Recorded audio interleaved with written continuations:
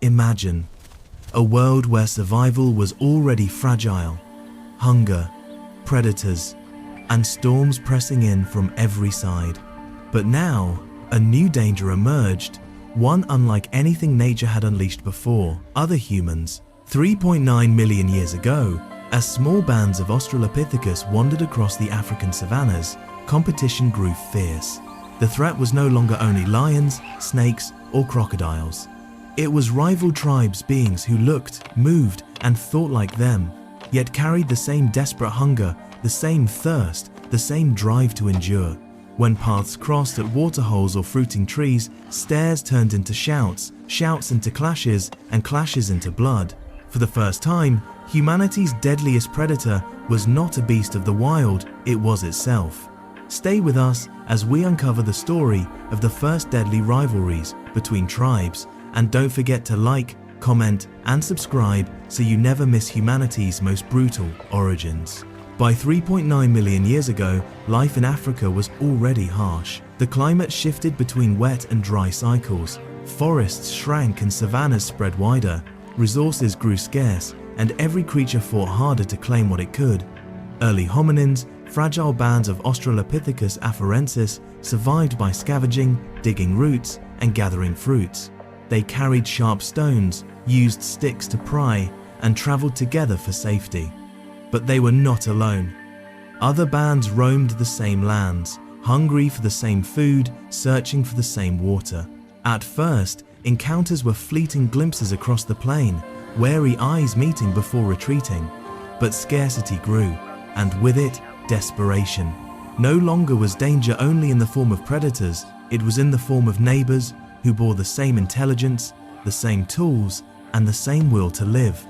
These were not organized wars as we know them today. They were sudden eruptions, contests at fruit trees, ambushes at riverbanks, brutal standoffs at caves. Each clash left behind scars, memories, and warnings passed on to the next generation. For the first time in history, the most dangerous enemy of man was man himself. The savannas of Africa 3.9 million years ago were no longer empty stretches of grass and scattered trees. They were crowded, alive, contested. Herds of antelope thundered across the plains. Lions and hyenas trailed them, waiting for weakness. Crocodiles lurked in rivers, ready to snatch the thirsty. And moving among this chaos were fragile bands of early hominins, small groups of Australopithecus afarensis, upright walkers with ape-like arms, barely over a meter tall, but for the first time, they were not alone. Other bands, almost identical, wandered the same lands. They too carried sharp stones for cracking bones, sticks for digging, and infants clutched tightly to their chests. They too searched for roots, berries, fallen fruit, and scavenged carcasses. To meet another predator was terror, but to meet another band was something stranger. They saw themselves mirrored in the eyes of rivals, hungry, desperate, and just as determined to survive. The land was crowded not just with animals, but with need. Drought shrank rivers to muddy pools, trees bare fruit for only a short season. Carcasses were stripped bare within hours by vultures, hyenas, and desperate humans alike. Scarcity sharpened every decision, and where paths crossed, tension followed. At first, encounters were fleeting. A glimpse across tall grass, a silhouette on a ridge. Both groups froze, scanning, hearts pounding, then retreated in silence. But as resources thinned, silence gave way to shouts. Gestures grew aggressive, arms raised, stones brandished, teeth bared in warning. Sometimes one group yielded, retreating into forest shade. Other times, they both lingered, unwilling to surrender the patch of land. Predators were everywhere, but now, so too were rivals. The savannah had become more than a battlefield between species, it had become a battlefield between tribes. And in this crowded land, survival meant not only fearing the lion in the grass, but the human across the waterhole. The first rivalries were not wars. They were warnings loud, tense, terrifying displays where violence hovered but did not always strike. Imagine two bands meeting at the edge of a fruiting tree. The branches hung heavy with figs, a rare abundance in a world of hunger. One band had arrived first, already filling their mouths, passing fruit to children. Then the second appeared. At once, the air thickened with sound. Shouts guttural, rhythmic cries rose like thunder. The first band stamped feet, waved arms, and brandished sticks. The second answered in kind, stones raised above their heads. For long moments, they stared across the clearing, a storm of noise and posture. Sometimes one group yielded, slipping back into the grass to search elsewhere. Other times, a single thrown stone tipped the balance into chaos. Waterholes became stages for these confrontations. At dawn and dusk, when animals gathered to drink, humans too came in cautious bands. Meeting another tribe at the edge of the pool was a test of will. Who would drink first? Who would wait? Sometimes, both groups crouched on opposite ends, glaring, each ready to flee if a crocodile lunged or to strike if a rival moved too close. The signs of rivalry were everywhere. Broken branches where stones had been hurled, scars on arms and legs, left not by predators but by humans. Stories told in gestures warnings of others near the river, others near the grove. Children learn quickly, the roar of a lion meant climb, but the cry of another human meant beware. These first rivalries were not yet wars, but they planted the seed of something new. For the first time, survival depended not only on defending against beasts, but against beings who thought, planned, and hungered just as they did. And in that mirror, humanity saw its most dangerous rival. Water was life, and life always gathered where rivers thinned into pools. By 3.9 million years ago, the waterholes of Africa were arenas of constant danger, not only because crocodiles lurked in their depths, but because every living thing, from lions to gazelles to humans, was drawn there. And in that press of bodies, rival tribes often collided. Picture the scene: dawn breaking, light painting the savanna gold. A band of Australopithecus creeps through the grass, eyes darting, ears pricked. They smell the water before they see it stagnant, muddy but drinkable. Relief quickens their pace, but as they approach the edge, they freeze. Across the pool, another band crouches, drinking already. Children splash water onto their cracked lips, while adults clutch stones in hands, glaring across the shimmering surface. The tension is immediate, electric. Both groups are desperate. Both groups know the rules. Step too close, and blood will be spilled. At first, they wait, testing patience. Crocodiles shift in the shallows, their eyes like twin lanterns. The rival band drinks in haste, never looking away from the watchers on the far side. Then they rise, signaling their young, and retreat into the grass. Only when they vanish does the first band rush forward, scooping water in frantic handfuls, aware that predators and rivals may return at any moment. But not every confrontation ended so quietly. Sometimes, patience snapped. At dusk, when thirst was unbearable, two groups once met head-on at the water's edge. The first squatted low, slaking thirst, while the second approached too close, too boldly. Voices erupted in harsh cries, arms raised, stones flew. The air filled with chaos, shrieks, grunts, the splash of water as bodies stumbled into the pool. One young male fell, struck across the temple by a rock, his blood mixing with the ripples. The crocodile surged, jaws snapping, dragging him beneath before anyone could save him. Silence fell. Both bands fled in. Panic, the waterhole claimed by predator, and death. From these encounters, a pattern emerged. Water was no longer simply survival, it was a test of dominance. Bands learned to approach cautiously, to scout first, to leave guards behind while others drank. They learned that the waterhole was not only a source of life but also a crucible of rivalry, where the presence of rivals made every sip a gamble. For the first time, humans faced a truth that echoes to this day. The greatest struggles for survival are fought not only against nature but against one another, standing on opposite sides of the same resource. Until now, sticks and stones had been tools used to dig for roots, crack bones, or pry open termite mounds, but rivalry transformed them into something more: weapons. When rivals appeared, empty hands meant vulnerability. The first instinct was always to grab a stone, a branch, anything that could be swung or thrown.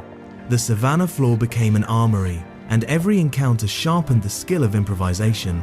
Stones became missiles. Adults carried smooth, rounded rocks in their palms, ready to hurl with surprising force. A stone striking bone could stun, stagger, or even kill. Soon, individuals began to select stones not just at the moment of conflict, but in advance, choosing ones that fit the curve of their hand, ones heavy enough to hurt, but light enough to throw. The simple act of carrying stones changed their posture, their readiness. For the first time, weapons were no longer just tools of survival against predators, they were prepared in anticipation of other humans. Sticks, too, found new purpose. A branch stripped of leaves became a spear-like prod. In clashes, they were jabbed toward rivals' faces and chests, forcing distance between bodies. Sharpened on rocks, their ends grew jagged, able to puncture skin. What had once dug roots now defended territory. These weapons changed the nature of the rivalry. No longer was it only about shouts or displays. Now, rivalries drew blood. A stone could break ribs, a stick could blind an eye, and each scar left behind was not forgotten. It was a warning to the group, etched into memory. Children watched and imitated. They learned to throw stones at targets, tree trunks, termite mounds, even small animals. Play became training, and training became survival. In their tiny hands, the future of conflict was rehearsed in miniature, and with weapons came strategy. Groups no longer rushed blindly at rivals. They spread out, flanking, throwing in unison, pushing with sticks to drive enemies back. Violence was still chaotic, but it was no longer random. It was evolving into something deliberate. Weapons did more than draw blood, they transformed the way humans thought. They gave power to the weak, courage to the fearful, and options where before there had been only flight. But they also planted a dangerous seed, the knowledge that humans could harm not just animals, but each other. It began like many encounters, two bands converging on the same grove at the same time. The tree in the center, heavy with ripe figs, was too valuable to abandon. Both groups needed it. Both groups knew the risk. At first, the clearing filled with noise. Shouts rang out, harsh and guttural. Arms waved, sticks lifted, stones clutched tightly. The smaller band edged forward, trying to intimidate, their voices rising in a chorus of defiance. The larger group answered with thunderous cries, stamping feet, puffing chests, the display swelling into something almost ritualistic. For a heartbeat, it seemed neither would yield. Then a single stone broke the balance. It whistled through the air, striking a rival on the shoulder. He howled in pain, stumbling back. The silence was shattered. Stones flew in answer, sticks jabbed, bodies collided. Screams echoed across the plain. One male, young, strong, desperate, charged into the fray. He raised a sharpened branch, thrusting with all his strength. It struck a rival squarely in the chest. A guttural cry burst forth as the wounded male collapsed, clutching at the branch that jutted from his body. Blood darkened the dust beneath him. For a moment, all froze. The air was filled with panting, with the thud of stones dropping from stunned hands. Then terror surged through both bands. The fallen rival gasped once, twice, then lay still. His tribe wailed, retreating into the trees with the body. The victors stood in stunned silence, their eyes wide, their chests heaving, their hearts pounding at what had just occurred. This was different. This was not a predator's kill. This was not an accident. This was the first time one human had ended another's life by deliberate hand. The band gathered close, trembling. They looked at the blood-soaked branch, at the body fading into the shadows of the retreating tribe. Something had changed forever.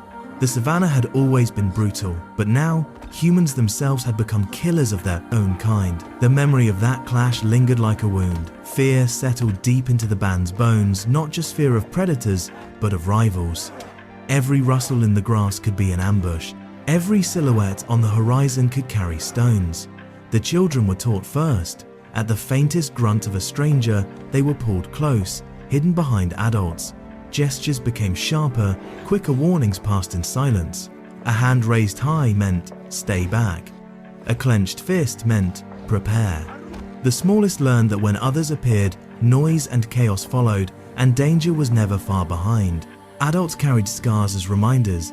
A jagged cut across the cheek, a bruised arm, a missing tooth, each mark told a story. These were not trophies of courage, but warnings etched in flesh.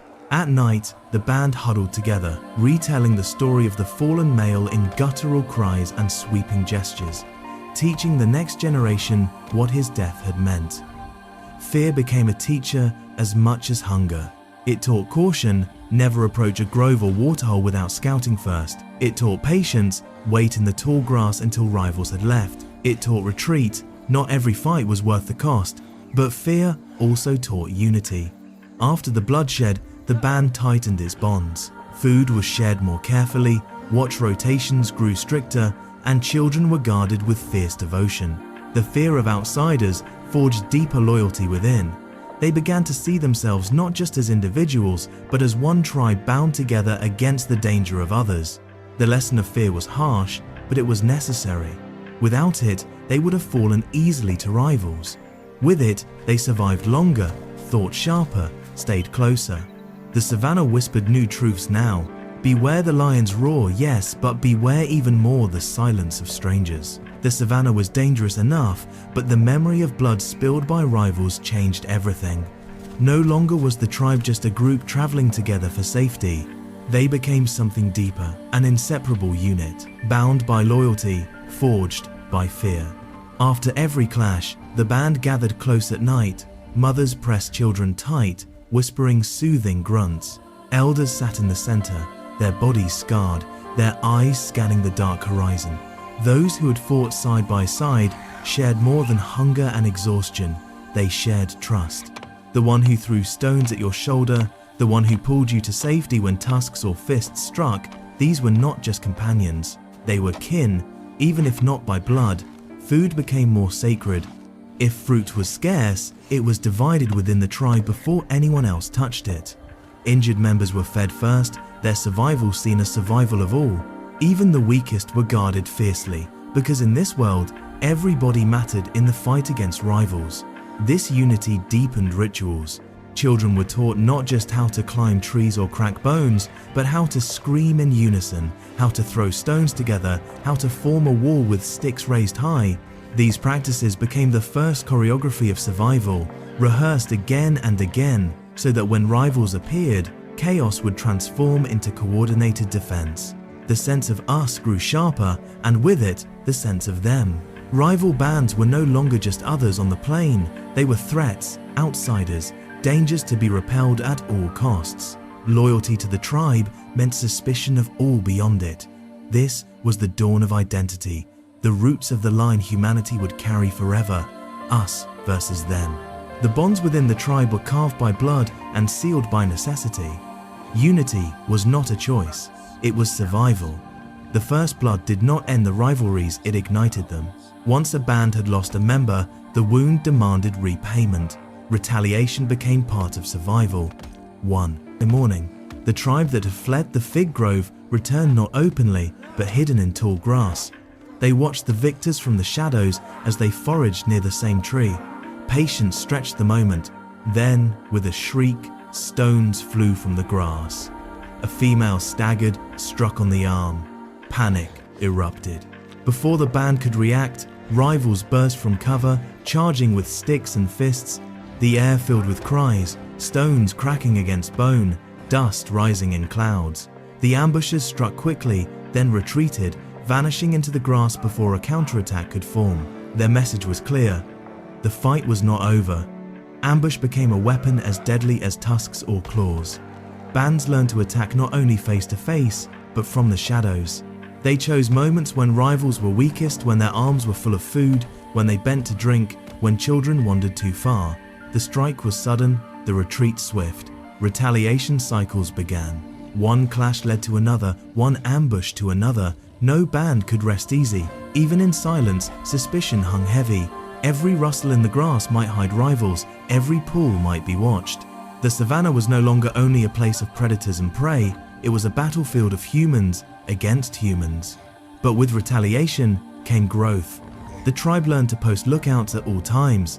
They set scouts ahead before approaching groves or waterholes. They began to move in tighter groups, never straying too far from one another. Their strategies became sharper, their senses keener. Ambush taught them the cruelty of rivalry, but also the power of preparation. It was the first taste of human warfare, swift, brutal, and unending, and it left a truth written deep in their bones. To survive rivals, one must always expect their return. Even as rivalries deepened, the tribes could never forget that they were not the only hunters on the savannah. Lions, leopards, hyenas, and crocodiles still ruled the land. Sometimes, predator and rivalry collided in ways that turned clashes into chaos. One evening, two bands squared off near a shrinking waterhole. Stones flew, sticks jabbed, shouts echoed into the dusk. But as both sides screamed, neither noticed the silent stalker in the grass. A lioness, drawn by noise and movement, crept low. Her tail twitched, her muscles coiled. Then, as one hominin stumbled backward under a rival's strike, she lunged. The rivalries vanished in an instant. Panic consumed both bands as the lioness dragged the fallen male into the reeds. The humans scattered together, their cries mingling, their fight forgotten in the face of the greater predator. Such moments reminded them of a cruel truth. Even as they fought each other, they remained prey. Predators did not care about rivalries. A distracted band was an easy meal. These lessons shaped behavior. Scouts now looked not only for rivals, but for lions and hyenas shadowing the noise. Fights became quicker, shorter. No band dared linger too long in conflict, lest the smell of blood or the sound of screams summon a predator. Children learned to recognize the danger. They mimicked the growl of lions and the laughter of hyenas, gestures that meant danger interrupts rivalry. In this way, they came to understand that their world was layered with threats, some from the beasts of the wild, others from the humans who looked just like them. The shadow of predators forced caution. It reminded them that survival was not only about defeating rivals, but about outlasting the dangers that waited for both sides. The savannah belonged to many masters, and humans, whether enemies or kin, were still just one fragile part of its brutal design. The rivalries of 3.9 million years ago were not wars as we know them. They were small, desperate clashes, fueled by hunger and thirst. But they planted seeds that would grow into something far larger, the human instinct for conflict. From these first encounters, humans learned the power of unity. To defend against rivals, each band became tighter, more loyal, more protective of its members. The idea of us versus them took root, shaping how humans would see outsiders forever. They also learned strategy. No longer were stones and sticks just tools, they were weapons, wielded with intent. Ambush, retreat, defense, counterattack. These were the beginnings of tactics, born not in planned wars, but in desperate fights for survival. And they learned memory. Every clash was remembered, retold, embedded in the group's culture. Children grew up rehearsing screams, practicing throws, learning which trees to climb and which stones to choose. Knowledge passed from one generation to the next, creating the first cultural inheritance of conflict. But perhaps the greatest legacy was suspicion. From that time onward, humans did not only watch for lions in the grass, they watched for strangers. The instinct to mistrust outsiders, to question their presence, to guard resources fiercely, was born here. It was a survival trait, but it would shape human history in ways those fragile bands could never imagine. The legacy of rivalry was double-edged. It gave humans unity, strategy, and vigilance. But it also gave them division, conflict, and violence. It was the beginning of a long shadow that stretches across time, from the first shouts at waterholes to the battles, wars, and struggles that would define humanity's future. The first deadly rivalries were not wars of conquest or armies marching into battle. They were small bands of desperate humans clashing over water, food, and safety. Yet in their brutality lay a turning point. For the first time, humans discovered that their deadliest enemies could be those who looked just like them. They learned that survival demanded not only vigilance against lions and leopards, but suspicion towards strangers at the riverbank. They learned to fight not only against nature, but against themselves. These rivalries carved deep instincts, loyalty to one's group, fear of outsiders, courage in the face of threat, and strategy in the heat of conflict. They were lessons paid in blood, passed from parent to child, etched into memory. The savannah was a cruel teacher, and humanity listened. What began as desperate clashes between tribes became the blueprint of conflict that echoes across our history. From the dust of those ancient battles rose instincts that still live within us, the urge to defend our own, the fear of the stranger, the shadow of rivalry that has never left. If this glimpse into humanity's first rivalries moved you, don't forget to like this video, subscribe to the channel, and share it so we can continue uncovering the epic struggles that shaped who we are.